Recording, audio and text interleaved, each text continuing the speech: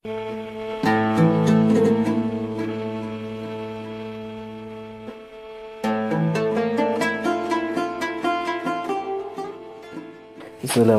warahmatullahi ta'ala wabarakatuh. Alhamdulillah alladzi faddala bani adam bil ilmi wal amal ala jami'il alam wa asyhadu an la ilaha illallah wahdahu la syarika lah rabbul akram alladzi 'allama bil kalam 'allama al insana ma lam ya'lam wa asyhadu anna sayyidina Muhammadan 'abduhu wa rasuluh sayyidul arab wal ajam. Allahumma shalli wa sallim ala sayyidina Muhammadin wa ala alihi wa sahbihi manabi'il ilmi wal hikam, amma ba'd.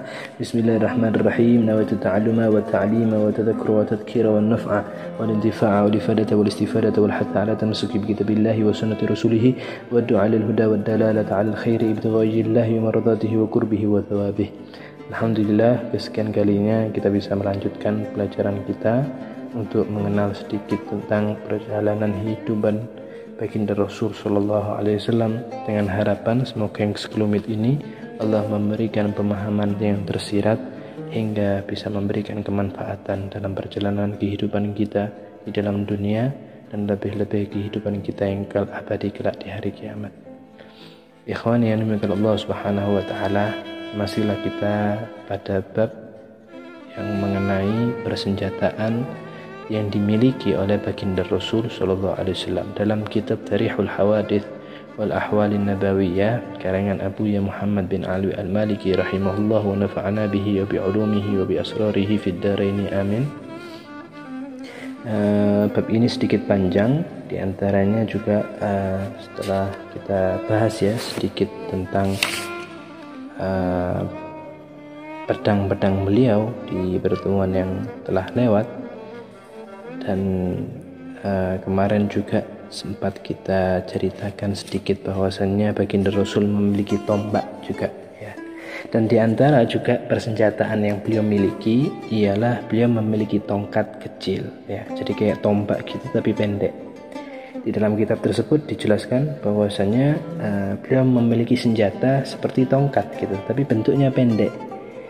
Sebagian kalau dalam makna secara lafziyah bisa dimaknakan seperti sangkur gitu, jadi kayak pisau tapi pendek, yang mana beliau sebut itu disebut dengan na'bah, namanya na'bah. Seperti yang kita ketahui ya, jadi banyak daripada senjata-senjata beliau atau hal-hal yang beliau miliki memiliki nama-nama tertentu, diantaranya itu na'bah. Dan ada juga yang agak panjang, jadi kayak tombak gitu agak panjang, namanya baydha. Kemudian selanjutnya ada juga yang benar-benar pendek, kayak tongkat gitu tapi pendek.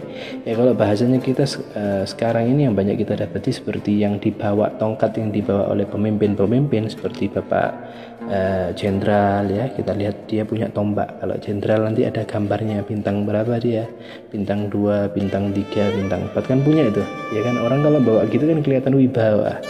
Sama baginda Rasul sallallahu alaihi wasallam memiliki demikian yang dinamakan dengan anazah, yang juga di ujungnya ada ikatan, ada kayak ikatan gitu dari perak ya. Kalau kita lihat banyak di antara para jenderal ya, nasional maupun internasional juga memiliki yang demikian, dan juga ada ikatan peraknya, terkadang mereka memiliki demikian. Yang mana Nabi itu terkadang bawa itu juga pada momen-momen tertentu, diantaranya seperti momen hari raya Idul Fitri dan hari raya Idul Adha. Dan beliau juga nggak jarang meletakkan di depan tempat sembayangnya beliau. Jadi kalau mau sembayang seakan-akan untuk diletakkan sebagai pembatas, demikian. Ini beliau memiliki hal-hal yang demikian. Na'bah, baydha, anazah. Dan juga beliau memiliki baju zirah ya. Kalau kita ketahui baju zirah ini baju yang digunakan khusus pada peperangan, yang fungsinya juga sebagai perisai ya, pelindung tubuh. Di antaranya ada namanya Dhatul Fudul yang beliau pakai dalam peperangan Badar dan Hunain. Dan dalam riwayat diceritakan oleh Abu Ya Muhammad Al-Maliki, beliau itu baginda Rasul memiliki perisai atau baju zirah kepemilikan Nabi Daud alaihissalam, yang mana baju tersebut pernah Nabi Daud pakai untuk memerangi Jalut. Nah itu Nabi punya tuh sallallahu alaihi wasallam, beliau punya pakaian tersebut. Dan diantara yang baju zirah beliau ada namanya Dhatul Washah Dhatul Washah. Kemudian yang ketiga beliau memiliki Dhatul Hawashi, pakaiannya beliau, pakaian zirah, baju zirahnya beliau. Selanjutnya yang keempat beliau punya Sughdiyah. Ya, Sughdiyah ini dinamakan Sughdiyah karena dia dinisbahkan dari nama wilayah. Seperti yang kita ketahui ya, banyak di antara barang-barang di Indonesia ini yang dinisbahkan barang-barang tersebut pada satu wilayah ya. Kemudian beliau juga punya namanya fiddah ya, kalau secara lafziyah nama fiddah ini berarti perak, entah memang karena dari perak atau bagaimana. Seperti yang kita ketahui terkadang Nabi SAW memberikan nama sesuai dengan kriteria khusus yang dia miliki. Mungkin saja dinamai fiddah karena memang dari fiddah, dari perak. Kemudian beliau punya baju zirah namanya Bajra. Ya, Bajra itu yang pendek dalam maknanya, karena pendeknya makanya dia dinamakan Bajra. Kemudian yang terakhir baju zirah beliau adalah Khirnik. Khirnik ini diambil daripada nama anak daripada seekor kelinci. Wallahu alam apa maksudnya beliau menamai demikian. Ya, intinya semua barang-barang beliau memiliki nama masing-masing. Nah, insyaallah menjadi pemahaman yang tersirat buat kita. Dan beliau juga bukan hanya tongkat atau tombak kecil tadi itu di awal, kemudian baju zirah. Beliau juga memiliki perlengkapan peperangan yang lain. Di antaranya beliau memiliki panah. Nah, panah-panah beliau ini ada beberapa, ada banyak ya ternyata. Di antaranya adalah Zawra. Nah, ini kan jadi salah satu olahraga populer zaman sekarang, bahkan zaman dulu sih, mulai zaman dulu juga populer terhadap sunnah Rasul untuk berlatih memanah. Di antara panah yang beliau miliki ada namanya Zawra, kemudian Rauha, kemudian juga ada yang ketiga Sofra, kemudian Syauhat, kemudian Gatum, kemudian beliau juga memiliki Syadad. Dan insyaallah sekelumit ini bisa memberikan pemahaman tersirat buat kita tentang baginda Rasul sallallahu alaihi wasallam, afdhalun nas fil alam, manusia yang termulia di alam semesta juga memiliki demikian. Dan hal ini semua tidak menggambarkan beliau seorang yang bengis atau beliau seorang yang sadis atau yang lainnya, tidak. Akan tapi inilah realita dalam kehidupan, bukan satu hal kesalahan atau satu hal yang menunjukkan kekerasan, akan tetapi di situ ada makna-makna tersirat. Ya kan, orang memiliki persenjataan bukan berarti karena dia jahat. Ya, kita lihat banyak daripada manusia menjadi kolektor persenjataan sedangkan dia nggak bisa main senjata. Ya kan, orang banyak kolektor memiliki samurai, memiliki pelatih di zaman-zaman tahun-tahun tertentu, sedangkan dia tidak mampu untuk mempergunakannya sebagai seorang yang profesional.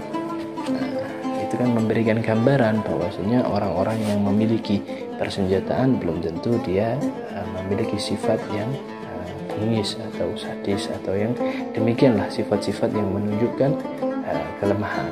Jadi di situ juga ada makna-makna tersirat yang setiap manusia terkadang terbatas, ya, Fakir sendiri terbatas untuk memahaminya, tapi nanti dalam kehidupan dan berlalunya masa, berlalunya waktu, kedewasaan seseorang insyaallah menghantarkan terhadap pemahaman-pemahaman tersirat.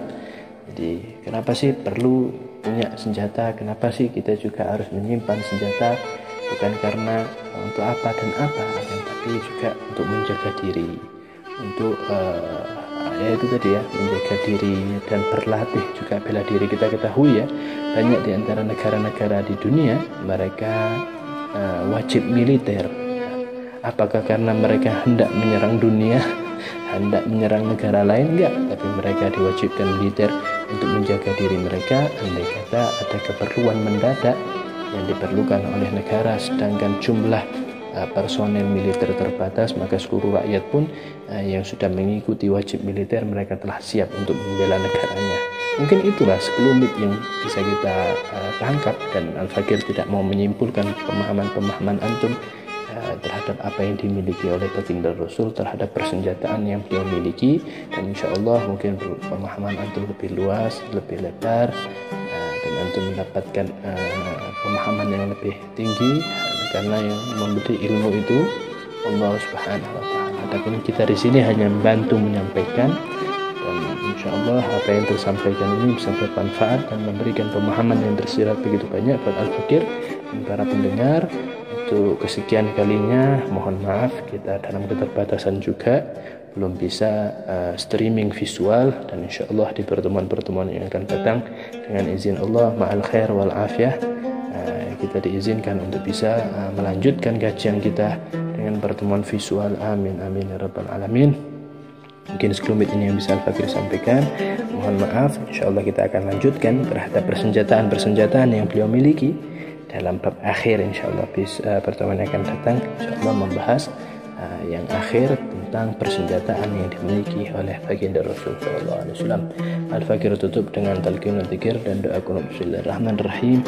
La ilaha illallah al-mawjud fi kulli zaman, la ilaha illallah al-ma'bud fi kulli makan, la ilaha illallah al-madhkur bi kulli lisan, la ilaha illallah al-ma'ruf bil ihsan, la ilaha illallah kullu yawmin huwa fi shan, la ilaha illallah al-aman min zawal al-iman wa min fitnati syaitan ya qadim al-ihsan, kam laka alaina min ihsan wal qadim ya hannan ya mannan ya rahim ya rahman ya ghafur ya ghafur lana warhamna wa anta khairur rahimin. Sallallahu alaihi wasallam Muhammad wa ala alihi wa sahbihi amin.